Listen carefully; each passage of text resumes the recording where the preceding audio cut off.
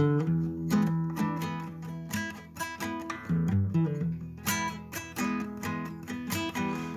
a MeatEater podcast. Welcome to MeatEater Trivia, the only game show where conservation always wins. I'm your host, Janis Putelis. The damn script says Spencer Neuharth. I noticed that too. Oh, sorry. Yeah. We're not going to start again. I'm still Janis Putelis, and today we're joined by Spencer, Randall, Brody, Cal, Roman, Reva, and Eric Hamburg. Eric, this is your first time on the show. Tell folks what you do here at MeatEater. I work at the MeatEater store in downtown, and I go to college at Montana State. You grow a lot of hair, too, it looks like. That's what I'm known for. Yeah. Yep. I was wondering if it was one of those hats that just has the hair attached to it. Wondering where you can find one? Yeah, the first time Steve met me, he referred to me as the kid that needed a haircut. Mm-hmm. That sounds That's right. devastating. Are you old enough to be dating? Yeah? Yes. You are. I'm 20. Yep. Do you feel like the hair helps you in dating world or the other direction? I've had the same girlfriend for almost 2 years, and she has curly hair too, so I'd say it helped. Okay. Nice. What Got age do you think you need to be to start dating, Yanni? Oh, I don't know. Somewhere in early to mid high school, I guess. Okay. So He's in college. So college. Yeah. He was already telling me the other day to keep my boy away from his daughter, and they're like super young. Oh, wow. Yeah. My girls like to talk about boys. I don't know if your boys like to talk about girls yet. But... No. Yeah. All right. Eric said they listened to, they put all the trivias on the TV at the store, and he said it's usually a pretty poor performance, though. Who's the best at the store? I'd say Cade. We had high hopes for Cade, and he got showed up. 4. Yeah, he got 4. Yeah. But Strong start. we'll see. He had a strong start. Now, how do you usually do? What's your gut say you're going to do today? I get a lot of random questions right. Like the ones that people in the store don't get right, I usually get right, but we'll see. I'm known as the slow one in the store. But The hairy one and the slow one. A promising, I like a humble fella. a promising gotta be resume. honest. This is a 10-round quiz show with questions from MeatEater's 4 verticals, which are hunting, fishing, conservation, and cooking.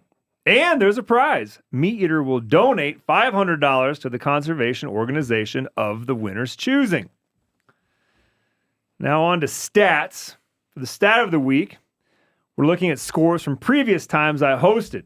The first 2 times, the average player score was 3.3. It was hard questions. And the average winning score was 6. But last time I hosted, the average player score was 4.4, and the winning score was 9. What do you think the winning score will be today? You said there's no Jennifer index. No, but man, I really felt like I was trying to. I almost went 100% multiple choice.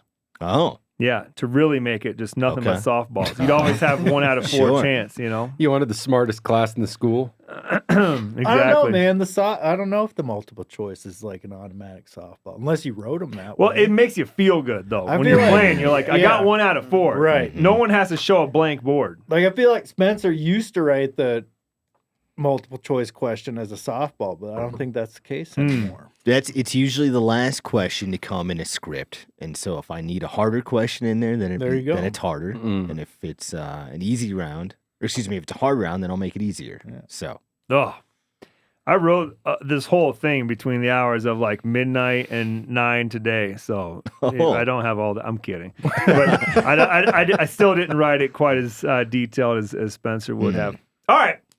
On to IFAQ, which stands for Infrequently Asked Questions segment.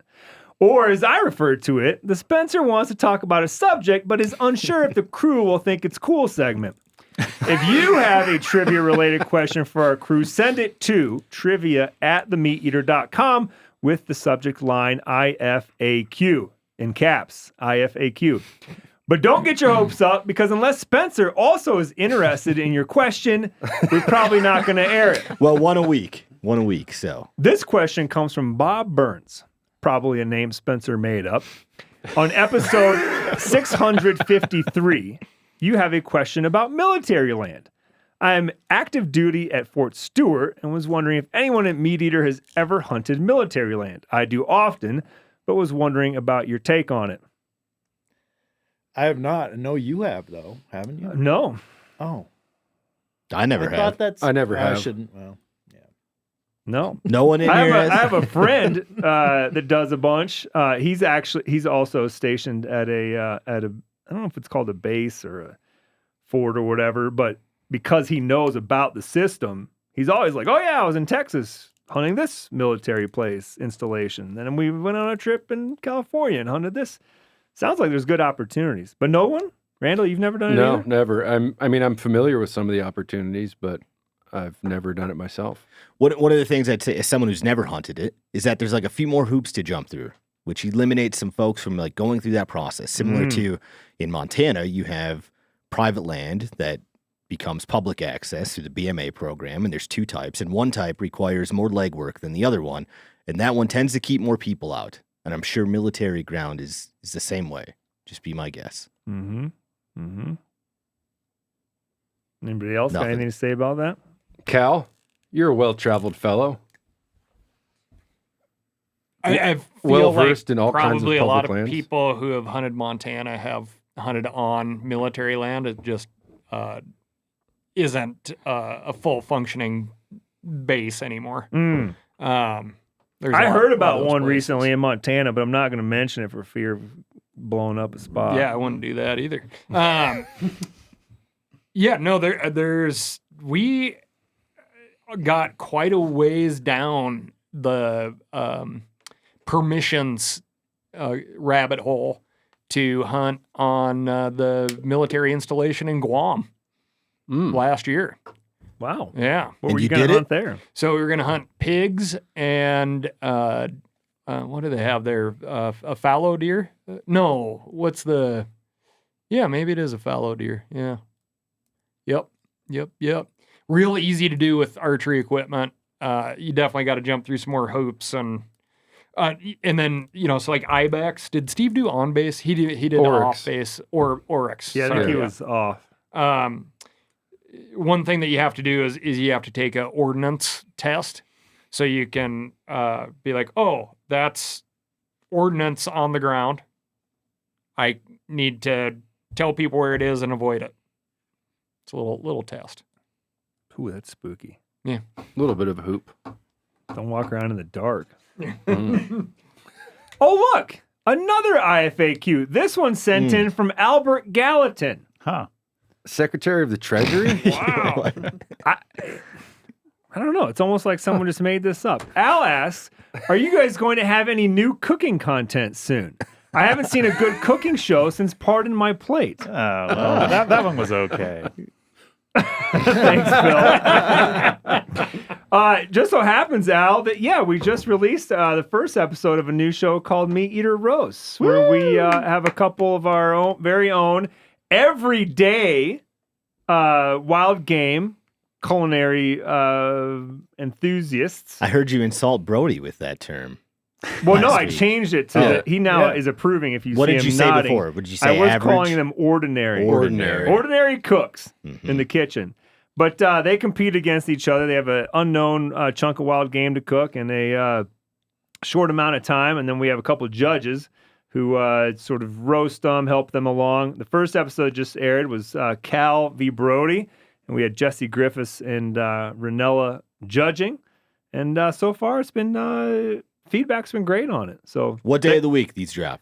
no idea. Thursday. You are the host it's of on this show, YouTube, correct? Spencer. Just get on YouTube. Yeah, the first one dropped, but now I've heard that there the forthcoming ones are being pushed a little ways until we figure out some sponsorship maybe about who wants to attach their name to this fine show. No one's going to want to sponsor my episode.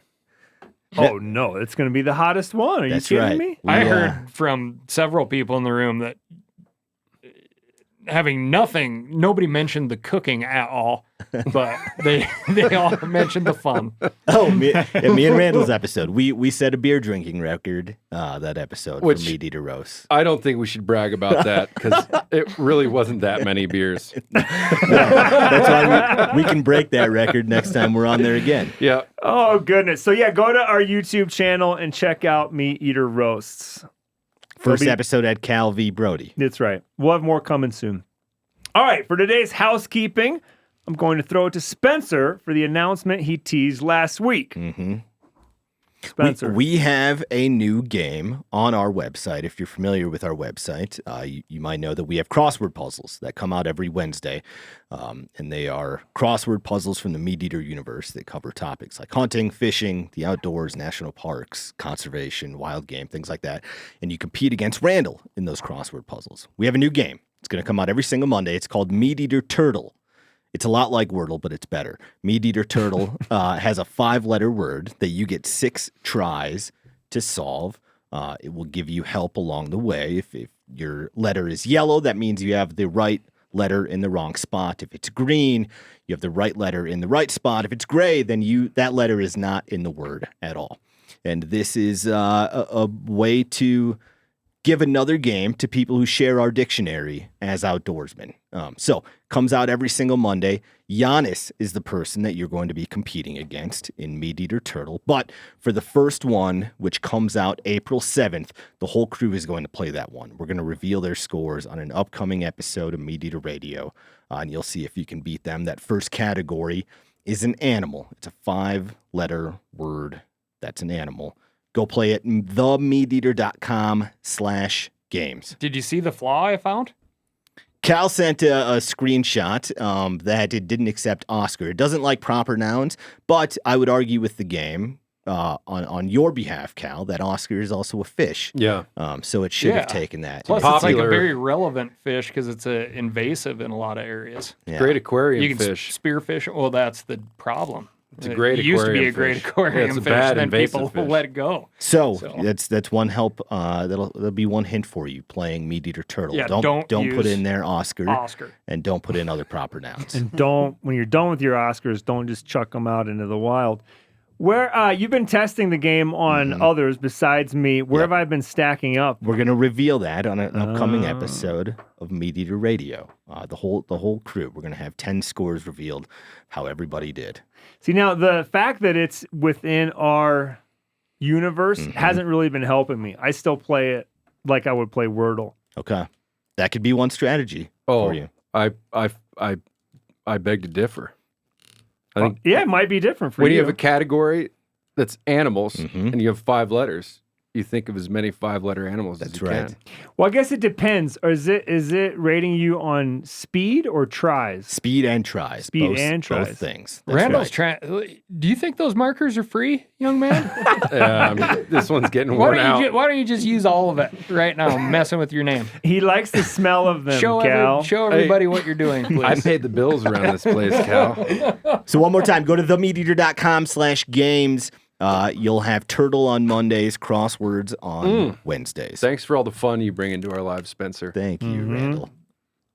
We're on to question 1. Oh, you gotta tell him to play the drop. Oh, play the drop, Bill. He said he was ready. Yeah, I lied to you. Hold on a second. Here we go. We can't have it without this. Look, I need to know what I stand to win. Everything.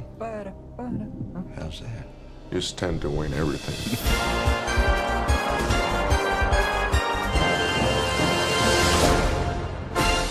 Game on, suckers! Question 1 blends hunting and conservation. According to the Boone and Crockett Club, what is the average inside spread of a typical Boone and Crockett mule deer buck? Is it 21, 22, 23, or 24 inches? Now, I rounded this up to the nearest whole number because the answer actually has a fraction next to it. I don't think that's going to help you guys, but I just wanted to be clear on that. Again, the question is, according to the Boone and Crockett Club, what is the average inside spread of a typical Boone and Crockett mule deer buck? Is it 21, 22, 23, or 24 inches? Brody, have you ever killed a Boone or muley? One. No shit. Do you know its spread? Which one? That one from a long time ago in Colorado. That real heavy one.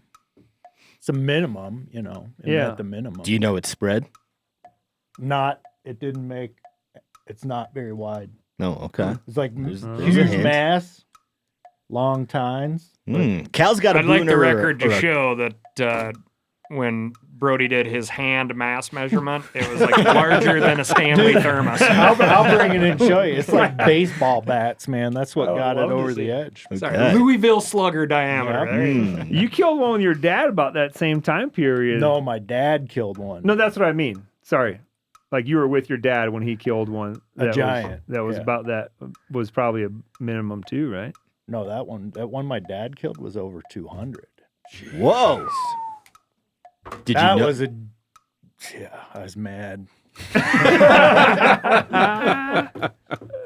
That's good. I'd like to hear about that buck after this show. Oh, sure. Does everybody have an answer? Yeah. Okay. Go ahead and reveal your answers. Roman going 22 inches. Cal 22. 22. Eric 23. Randall 23. Spencer 24. Reva 22. Brody 22. We do have one correct answer. 24. To be exact, it is 23.78. Ooh. So Spencer is the only correct answer at 24. I spoke with Jennifer Statton of Boone and Crockett and asked her what the average width was. She took data from 21 states to find this number. Interestingly, the average inside spread of a non-typical out of the same data set was 23.48. That's 3/8 shorter than the typical. There are 21 states that have Boone and Crockett mule deer entries. Correctamundo. There are, I find that still to Maybe this Mexican day, states. people measure the outside spread of Canada. a mule deer. Listen, Bud, when I first started scoring anything, I was measuring inside and outside and applying both those numbers to the score. Like a buck has a 6-inch tine going. You probably out. had a It's like, line oh, yeah, of people it's 30 standing outside inches your house wide. getting you to measure shit. I went with 24 because we went to the Antler King collection in Three Forks. that's right. What was his? Was it the Antler King or was it something else? Oh, boy. I don't remember, but he's got like one of the world's biggest collection of antlers. And that whole dang shed, I think he said he had 2 muleys that went Boone and Crockett. And there were some giant muleys in there. Jim's Horn House. There you go. And I think Jim has since I passed. found a mule deer buck alive, rutting a doe this year that had split his skull plate. And so his He had his a nice one- wide rack. literally his one antler was hanging down below his Rampala ear. buck. And I was like, I should shoot that thing because the inside spread on that thing's probably 30 inches. That'd be good. Yeah. Right, but when you score them, the inside spread can't exceed the length of the longest main beam. And I think it wouldn't count if his was broken with his skull plate. I think it has to. I think that'd be hard to argue. I don't know. It would depend As on long if as you it's didn't still split it. broken or if it's been fused. I watched him. It wasn't flopping. So, yep. Man, a lot to unpack with that story. All right. We're on to question 2. This one also falls into hunting. Which camouflage first appeared on First Light's hunting clothing? Do you know this, Cal? I'm damn sure better. Which camouflage first appeared on First Light's clothing? So what I'm looking for is like what camouflage pattern was the first one that First Light ever used? I remember it. Reva, what's so funny about that question? This is something that I should at least have some answer for. No, You're right. You You're really right. shouldn't. I mean, No, you know some. but this Pa- is far patterns. before your time. Are you it saying not you still can't exist? name a single camouflage pattern? Is that what you're saying? Well, I just thought of one. Okay, great. So I wrote Oh, something there you down go. now. Yeah. I think that was the hang up. No, So do you have this one right, Cal? I know exactly what's right. Oh, okay. Yeah. Yeah, I was going to say this is sort of a This is a bone for Cal. this is a bone for the OGs. first employee of First Light. I didn't know that he was going to. Well, and I guess it was in the script here. That I did know that Cal was I going to be still have here, an but old pair of bibs in this stuff, and I still can't remember Oh. what it's called. I feel like this is interesting timing as camo's coming back in the fashion world. I'm seeing this pattern, the one I've written down. hold on. Oh, It's, and it's this just one- coming back now. Where have you been, Roman? This one's very fashionable too. Oh. Brody, do you have something written down? Yeah. Oh, okay. Does everybody have an answer? Go ahead and reveal your answers. Oh, I got it right. Roman. Cal, say ASAT. Eric, Mossy Oak. Randall, ASAT. Spencer, Bottomlands, which is a Mossy Oak pattern. Reva, Cash, which is a First Light job. pattern. Something. Brody, Yeah. ASAT. The correct answer is ASAT. ASAT, which stands for All Season, All Terrain, was First Light's first camo pattern. I texted with Kenton Caruth, one of First Light's founders, to make sure I had this right. I asked him why ASAT. He replied, well, we liked ASAT and Predator the best, and ASAT called us back first. That's how it happens when you're a young company. Is ASAT the one that just looks like branches, kind of? It's just like... It's like almost like a, yeah, some people would say almost... It's like three colors. A Yeah. bad tribal tattoo there you go. yeah, is okay, how that it is- was often described. Sure. Yeah, You can like buy if it you're on just going to eBay. go hide in a cattail marsh. In the summer of 2011, I placed an order for a bunch of First Light product in Realtree, I believe. Mm-hmm. And I got a call saying, hey, all that stuff is out of stock, but what you're going to want is this ASAT stuff. Was Cal And- on the other end of the line? And he said, oh, I see you're in Missoula. I used to live in Missoula. I said, oh, cool. And then years later, I remembered that was Cal. At a hot dog stand. No, we introduced ourselves the first time at a hot dog stand. Oh, okay. I'm personally a big fan of ASAT, and I think that the pattern suffered from simply not being hip enough to the human eye. Where a lot of other patterns that do not break you up as well as ASAT don't work, and is the variety of terrains that ASAT does have sold way more items of clothing, whatever that's been put on, because we as humans just like it better. We used to say fashion over function. I'm a function guy. I would use it if it was still available. Yeah, it's like ASAP fishing for lures that catch fishermen, not fish. That's Yep. right. Yeah. Okay, on to question number 3. A brace of birds is how many? So I'm asking you to tell me how many birds would be in a brace of birds. What's the category? Hunting.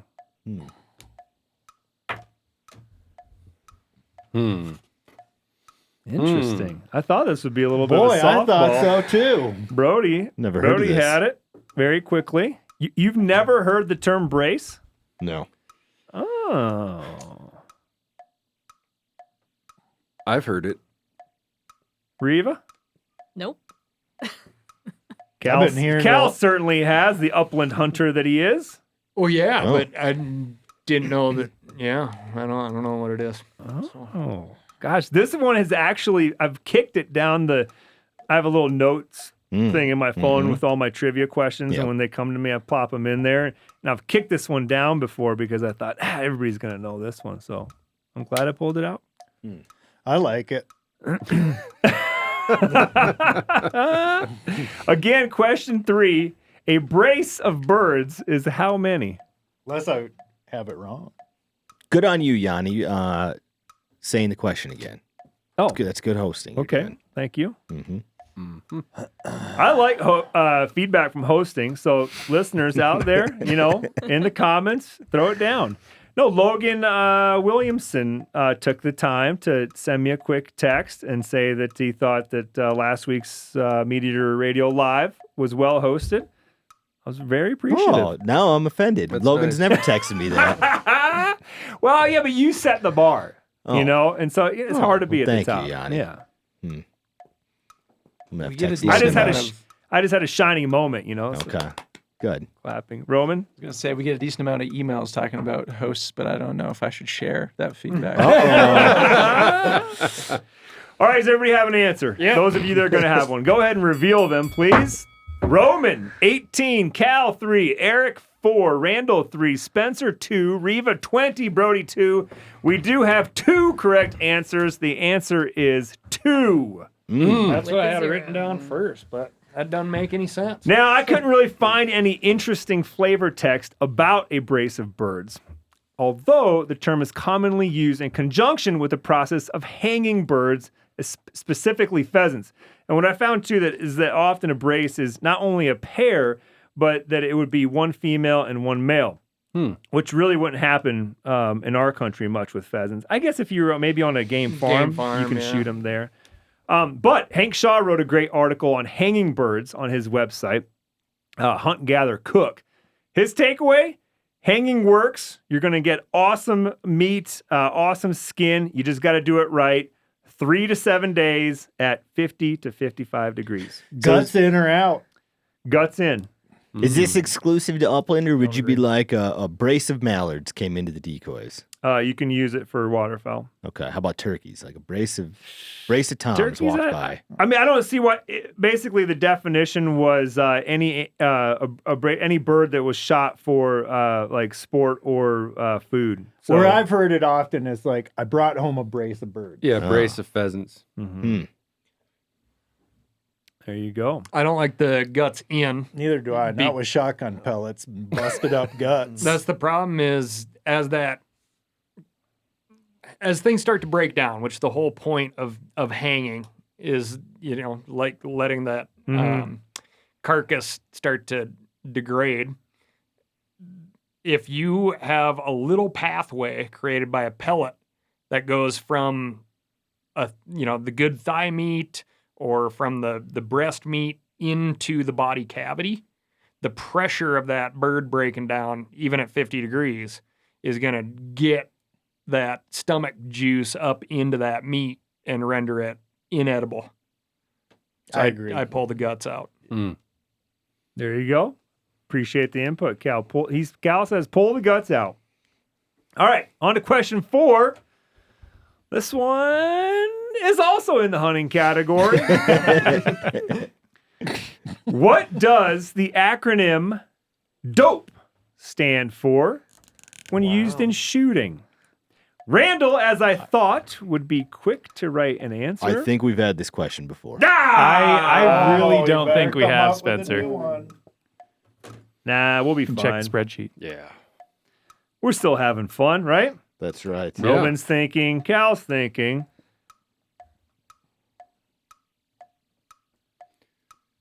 What does the acronym DOPE when used in shooting stand for? Thanks, Randall.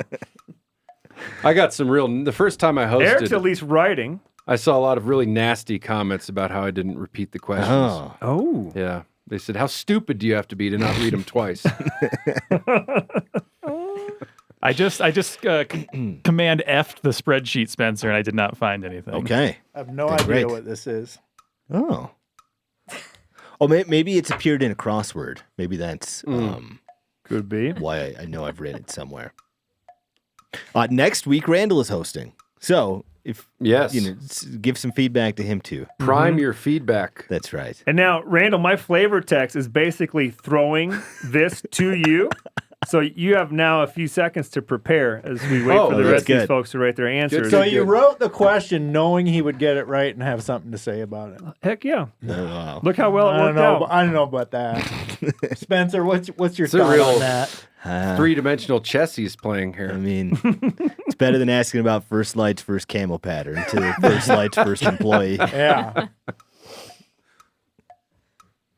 You got one in there like, what is my second son's middle name? Not quite. I wouldn't know that one. I know, but you should ask it. Yanni and Randall, gracious enough to host for me because I have some deadlines coming up. One of them was MeatEater Turtle. So please, again, go play that. We worked hard on this. You'll enjoy it. Is it Very turtle as in the animal or turd-ole? Turtle is in the animal. Should be turd. So if you like turtle, but you don't like me hosting, let's just call it even. There you go. All right. Does everybody have an answer that is going to have an answer? Roman's shaking his head no. Go ahead and reveal your answers for the acronym DOPE. Roman says degrees of elevation. Cal says develop of projectile eject. Eric, data of precise ?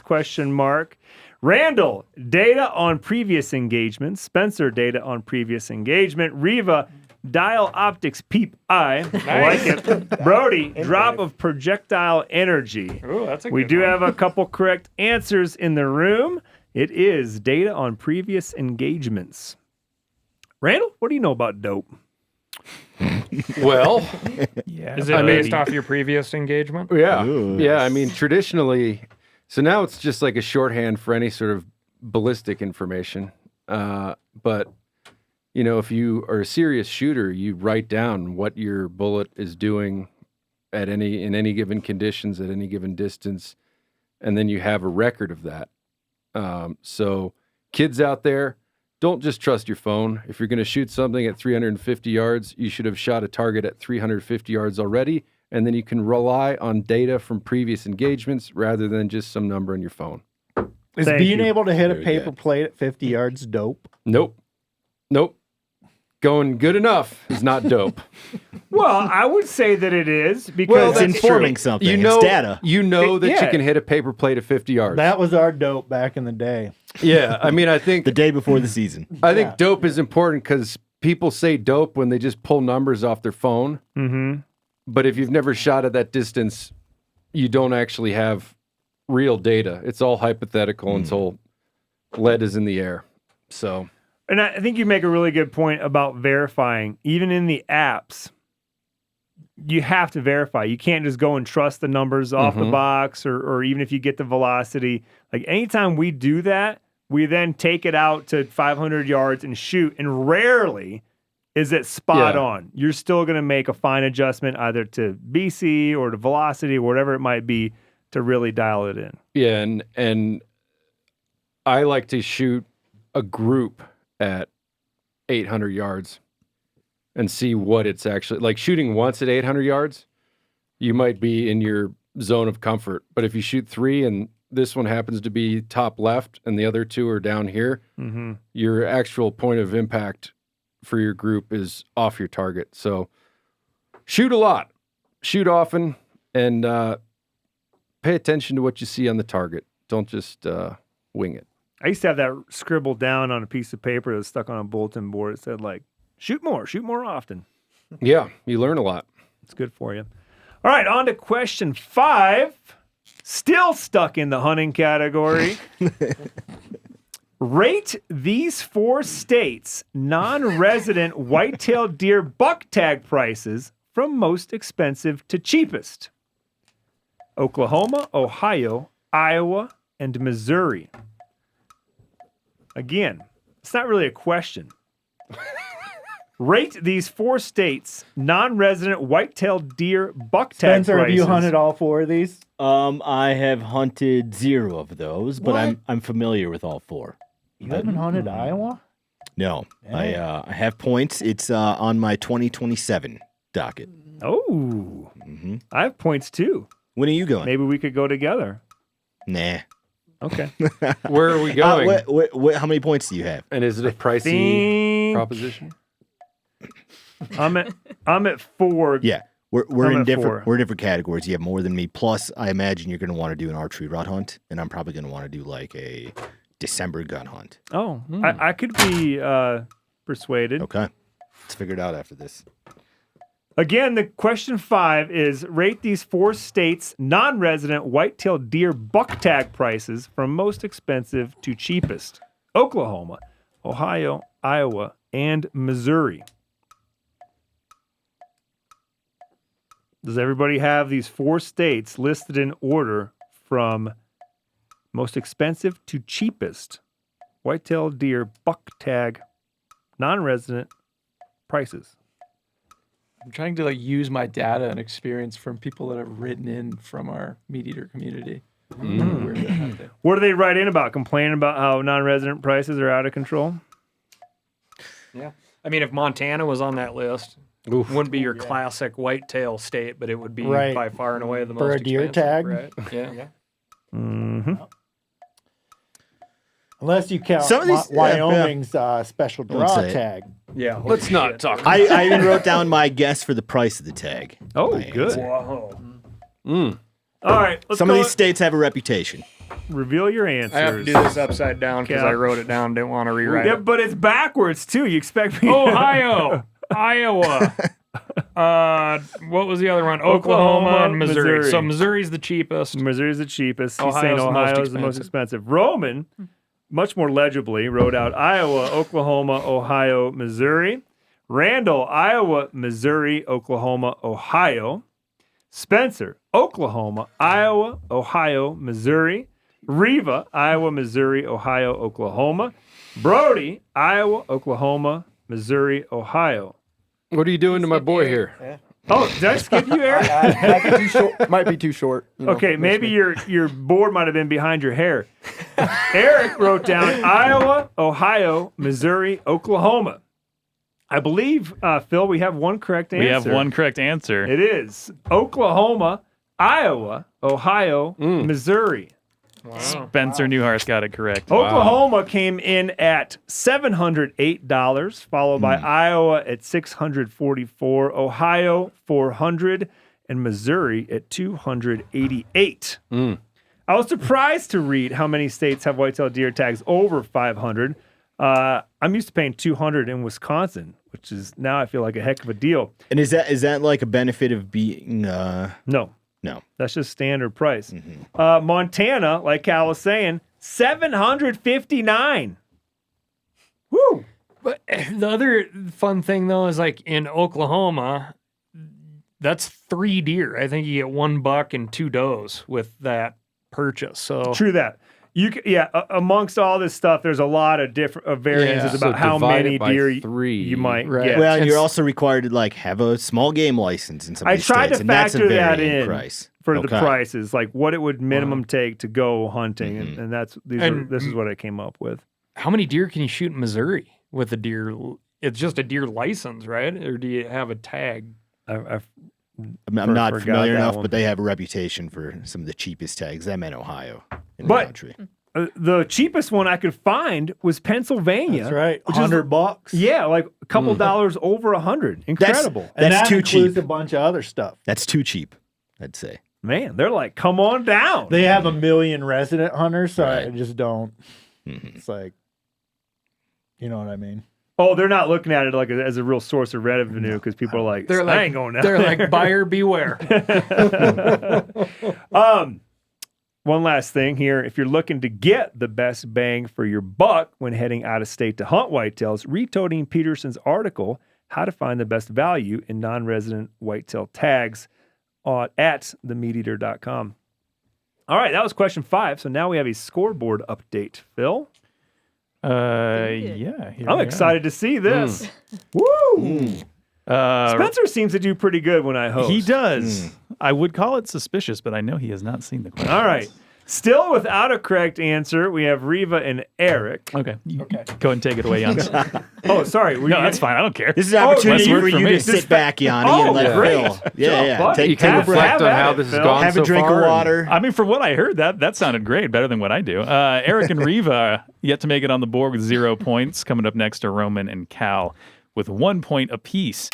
Our usual champs, Randall and Brody, are tied up in. I remember the Spencer where there was an argument. I said I would say tied up in second place. They're actually tied up in third place, and then in first place, they have 2 points apiece. And then in first place, 2 points ahead of them is Spencer Neuharth with 4 points. That was with Randall having a question written specifically for him. I think we're tied. That's a good point. I think we're That's a tied for good second. No, I got yelled at by someone online, and I looked it up. Like, if you have someone in first place, and then the next people Bill's right. that are down. Yeah. See, I think we're tied for second, but Roman and Cal are tied for fourth. I agree. What do they do in the Olympics when someone ties? I don't want you It's talking the way about I just my explained score. it. That's what I thought. Hey everyone, Phil the engineer here, piping in before I get yelled at by strangers on the internet to say that, yes, as per usual, Randall Williams is right, and I am, as they say, a big dumb idiot. Randall and Brody are tied up in second place, then it skips a spot. Roman and Cal are tied up in fourth. Just to clarify these very important details. Now back to the show. I agree with Brody. Phil's right. Thank you. All right. Phil helped me a little bit on this question. Oh, good work, Phil. Barely. Question number 6. Could also kind of fall into conservation, but it's a hunting question. Kiviot is the soft underwool of what animal? Randall, So quick with an answer. it's hunting or conservation. Yeah, I don't know. It's the same category we've been in the whole time, Spencer. Back off. It doesn't have to be a dead animal. It's actually textiles is the category. The question again is Kiviot, spelled Q-I-V-I-U-T, That's good hosting. is the soft underwool of what animal? Spencer, do you have an answer? I do. Great. Phil, how'd you help with this one? Was it a phrasing issue? It was just like a way. No, I was going to say no. It was a way to phrase the question, which would make it a phrasing issue. Anybody else get the feeling that Spencer is a little overconfident in this game, almost as if he was like, "Hey, I need to proof here." No, That's what it feels like. Phil funneled me the answers. That's right. Although I think Spencer has a very high win ratio because of the very few times that he's played. Looking to add to that. Does everybody have an answer? Roman?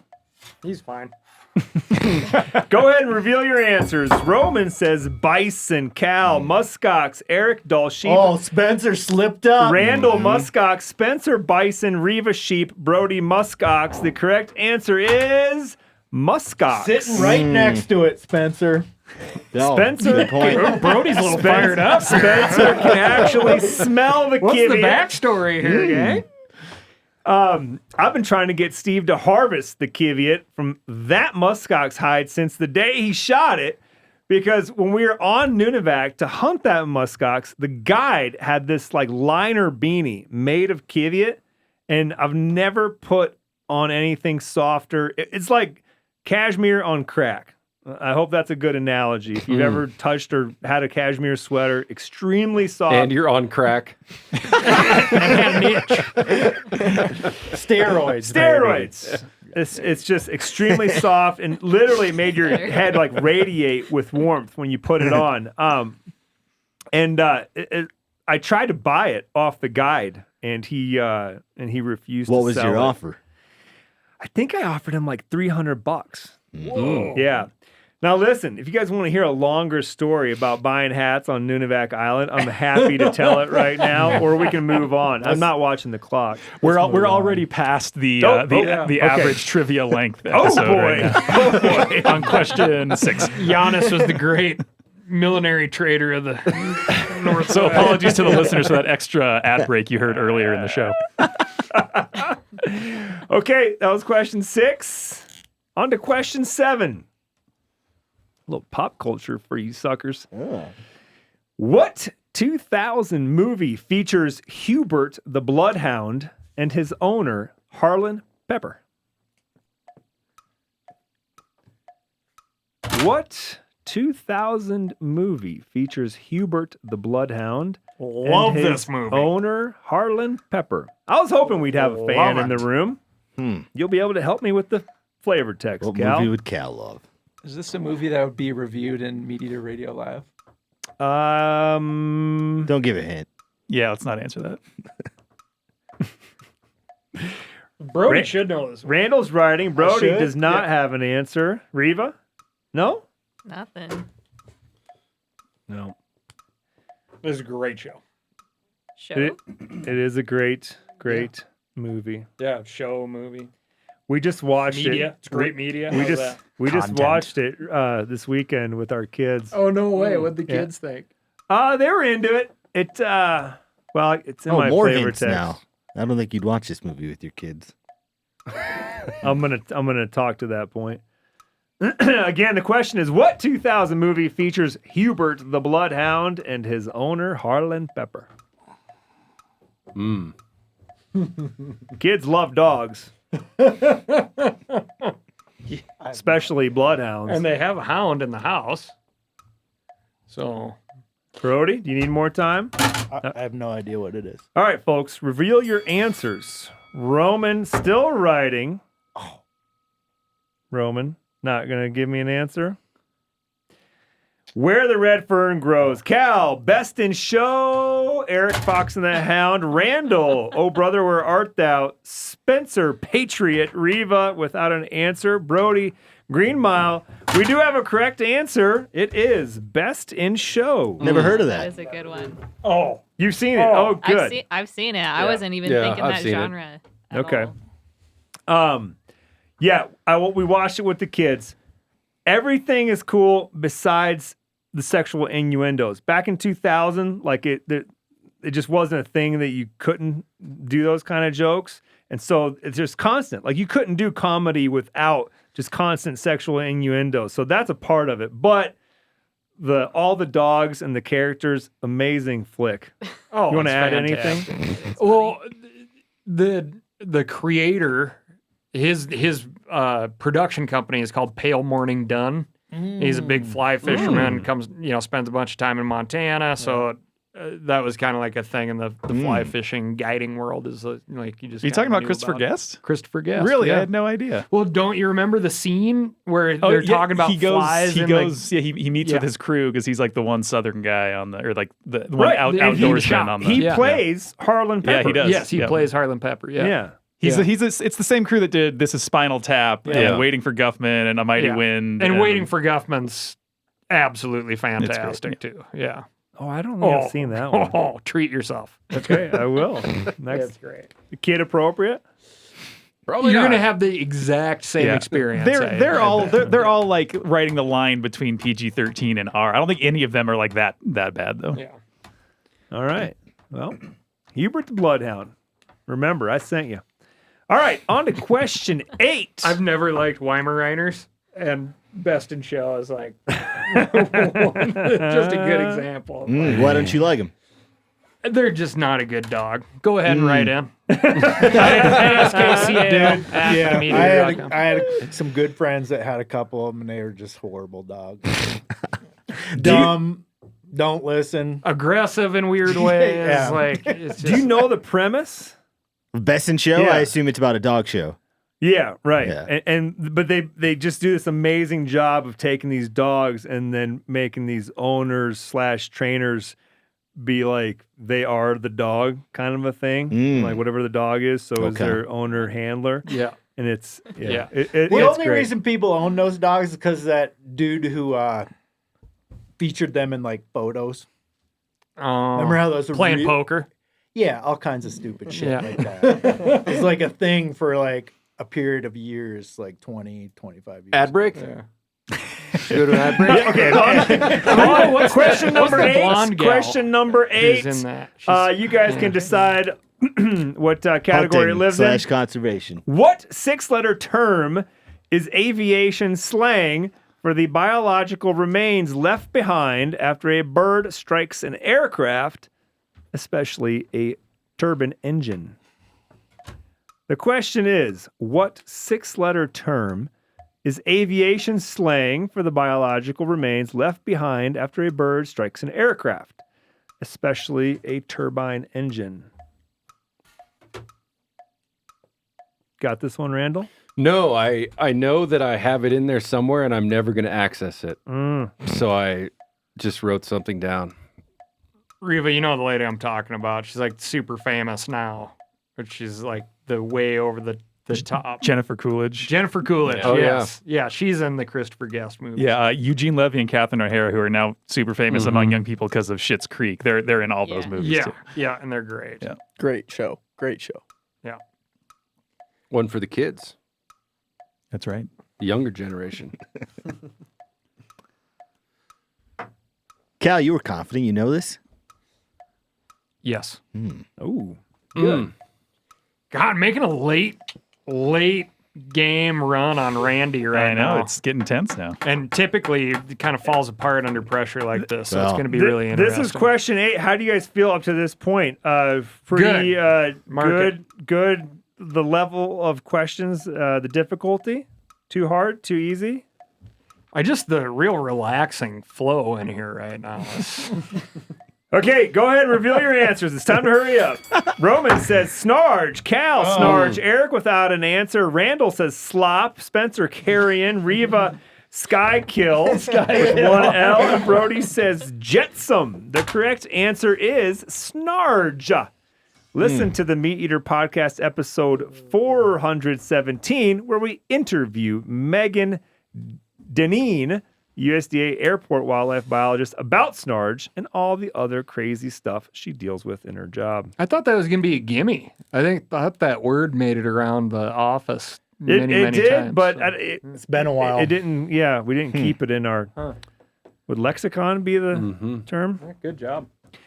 Okay, that was question 8. So now we need a scoreboard update. Phil?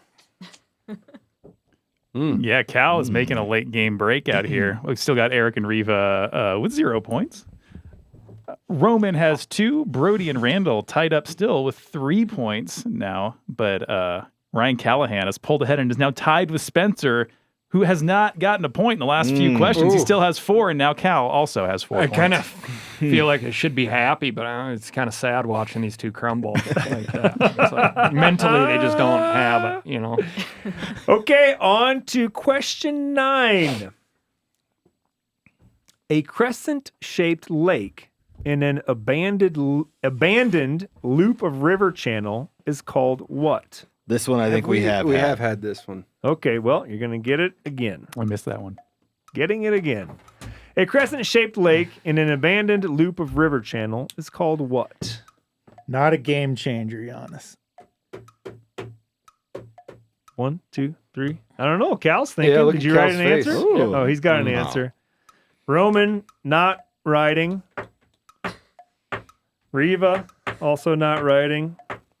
For those of you that are going to have an answer, go ahead and flip your boards around. Cal, Oxbow. Randall, Oxbow. Spencer, Oxbow Lake. Brody, Oxbow. They are correct. Abandoned by what? The water. Gets cut off by By the rest of the river. sediment or whatever. Brody, during our guiding days on the Eagle River, actually got to watch one be created. And I swear to you, I was on the river the day that it started, and I floated through a chunk of cottonwoods that the river had never gone through. And it was the wildest thing ever. The people are still like, where should we cast? And I'm like, you don't understand. This isn't where we're supposed to be right now. We're floating through the forest as opposed to down the main river channel. Yeah, it was pretty it's cool. crazy. You think you were the first one through that part of the yeah. river? I mean, first 10 yeah. boats that ever All went right, through that's there fun. for sure. Yeah, it's pretty cool. And yeah, well, that oxbow for a while held fish, and then as happens with oxbows, they're cut off, and no water coming in, no water going out, and they slowly fill in, and they get hot, and no more fishies. Some of them will keep. I mean, if like it's a big enough river, they'll Right. become their own little fishery. But what I was reading is that eventually all of them will silt in, and vegetation will grow in, because if it does not have water, fresh water coming in. Yeah, and there can be like, you know, water coming up from underneath too in some of these systems. You know, Sure. where it's like a reflection, or it's the uppermost layer of the aquifer type of deal. Okay, one more scoreboard update, Phil. Oh yeah, sorry, I'm getting your tiebreaker question prepped because You're really I'm slowing making us some down, assumptions. Jeez. 4 ad breaks. Yeah, apologies. Yeah, I mean, like Brody said, not exactly a game changer for the competition here. We still got Randall and Brody tied up with 4 now, and Cal and Spencer have 5. All right, and if you're playing at home, you need to know the correct answers. For number 1, it was 24 inches. Question 2, ASAT. Question 3, 2. Question 4, data on previous engagements. Question 5, Oklahoma, Iowa, Ohio, Missouri. Question 6, muskox. Question 7, best in show. Question 8, snarge. Question 9, oxbow lake. Now, question number 10, which, as we always do here, is fishing. I got a little laugh there. Bagnell Dam was built across the Osage River to make this famous body of water. Bagnell Dam was built across the Osage River to make this famous body of water. Randall writing, Brody thinking, Spencer looking at the question again. Cal writing down an answer. Phil still trying to figure out where that noise is coming from. Yeah, we're still getting cell phone stuff from somewhere, but it's might be Roman's coffee cup. Probably. Famous by what measure? Why is it famous? Don't say that. Yeah, I think I can tell you later. It's called well known. Well known. There you go. To make this well-known body of water.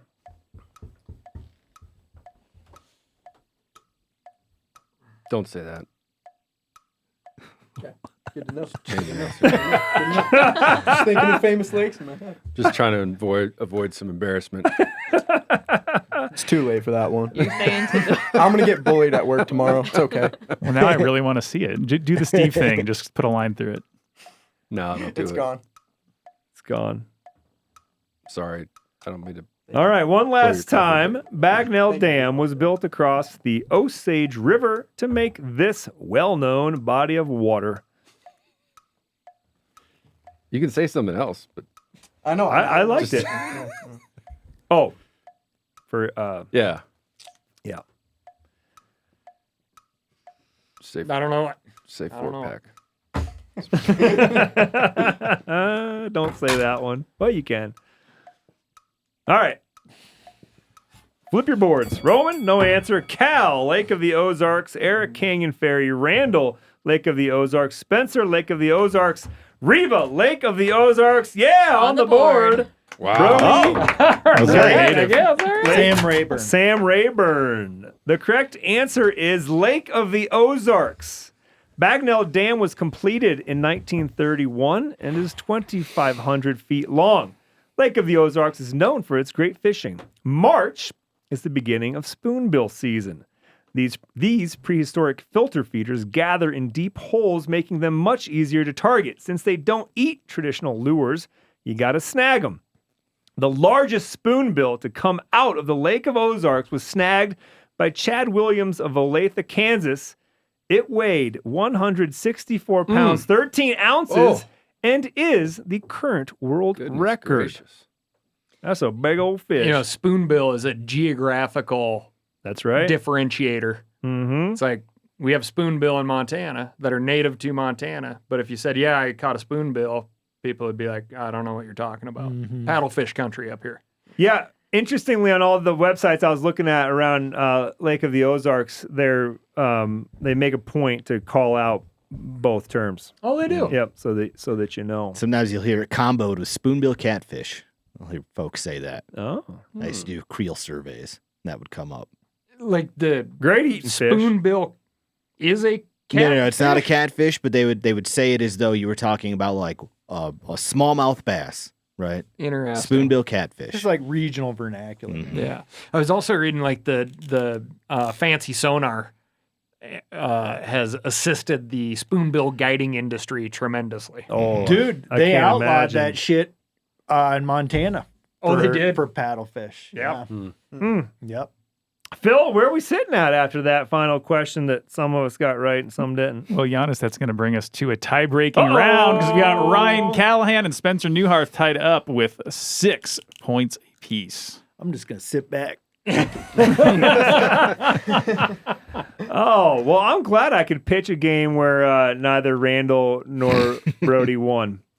Okay, on to the tiebreaker. Tiebreaker. If you ain't first, you're last. I think just cut it at if you ain't first, you're last, and then like go into other stuff that's funny. I never liked it. Hey, Phil, off, man. Thanks for playing the drop, Phil. My pleasure. Tiebreaker. How big in inches is the current archery whitetail buck record in Wisconsin? Well, And good game, Spencer. Well, I don't know Wisconsin. And I would like you to answer with an fraction. Wait a minute. To an eighth. How big in inches is the current archery whitetail buck record in Wisconsin? And this is Answer to gross an or eighth. net? This Typical is, or non-typical? Oh, it was supposed to say typical. Oh, sorry. okay. Sorry, but Did you want it the is typical. visual Yes. accompaniment? Yeah. Oh, so we would. get to see this deer. to see Yes. it. Wow. All right. You know that guy, Yanni? God, he I would have been a don't. hell of a buck next year. He's only 4.5. Mismatched camo. I like to see it. Oh, let's see. I like it when they got that blonde forehead, though. Cool looking when they look like that. Mm-hmm. Now the question is, does that guy have small hands or big hands? Yeah, well, there's a couple of deductions in there too. What's the what do we got to go to? To an eighth.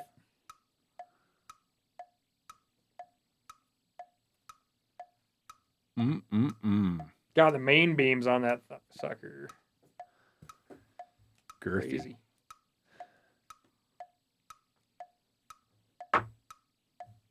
Sometimes I start to think these giants, I'm like, it doesn't look that big. But then when I compare it all to the buck's ear, then all of a sudden I go, Yeah. oh, yeah, that's right. Oh. That ear's probably Giving some hints. 6 inches long. And now all of a sudden everything, you start to gain some There's a lot of hints there. context.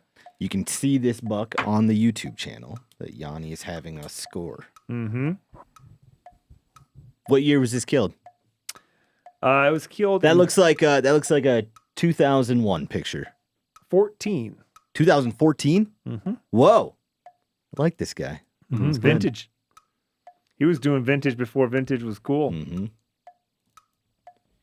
All right. So the two that are actually playing here are Cal and Spencer, correct? Mm-hmm. So hold on. I always But forget. everyone's got to write it Everyone should down. play Yeah, along. If More, someone gets it right on the play- nose, play we'll along. add an extra $100 to the donation. Okay, so everybody reveal besides Cal and Spencer. Roman going 208 and 08. Eric going 233 38. Randall 228 48. Reva 210 08. Brody 207 and 38. Now That's between big Cal and discrepancy. Spencer, Cal says 219 and an eighth. Spencer 193 and an eighth. We have a winner, of course, we would. But the winner is within 2 inches. Oh my goodness. And the number is 191 6/8, making Wow. Spencer Goodness Neuharth gracious. today's winner. Oh. Way to go, Spencer. Who else was sub 200? He took this buck. His name is Adam Hupf, H-U-P-F. Another Oh. The other Huff is H-U-F-F. H-U-F-F, That's yeah. Well, funny. yeah, I don't know how to pronounce this guy's last name exactly. Do it so- again. H-O-P-F. Hope. H-U-P-F. H-U-P-F. It's so. I just assumed like everything had to be over 200 inches. It doesn't look like a 200 plus inch buck, but I'm like, it just has to be. Yeah, well, net Typical, it's hard net to get there. typical, yeah. But what like Doug's big giant buck at his place in Wisconsin is. Mm-hmm. We just How call big's that a that 14 pointer and be good with it. Yeah. I want to say it's over 200 inches, isn't it? The standard, That's what I thought, but but I don't know. It's like not. It's for some reason it's not typical, probably. Well, Spencer, as today's winner, you get to choose where the $500 donation will go. I'm going to donate to the North American Sturgeon and Paddlefish Society. I donated to them the last few times. Really like that organization. They deserve more attention. Most people listening to this will probably never catch a sturgeon or a paddlefish, and that's okay. They're just an amazing fish. Hopefully, like you, it just makes you happy knowing that they exist out there and that we have some dinosaurs swimming around our rivers. And this is the one conservation organization dedicated to them. My favorite animals in the world, $500 going their way. And they're right here in Bozeman. Spoonbills. That's right. I'm really glad you could get this win, Spencer. Thank you. Thank you, Spencer. Proud of you. Thank you all for playing. Good job, Spencer, for winning. Phil, thanks again for your great work as always. Thanks for everybody listening at home and watching at home also. And join us next week for more MeatEater Trivia, the only game show where conservation always wins. And Randall's hosting. Thanks, Janis. Thank you, Yanni. Yeah, Spencer from South Dakota, he's the host. Using those smooth, mellow tones, he lays them questions down.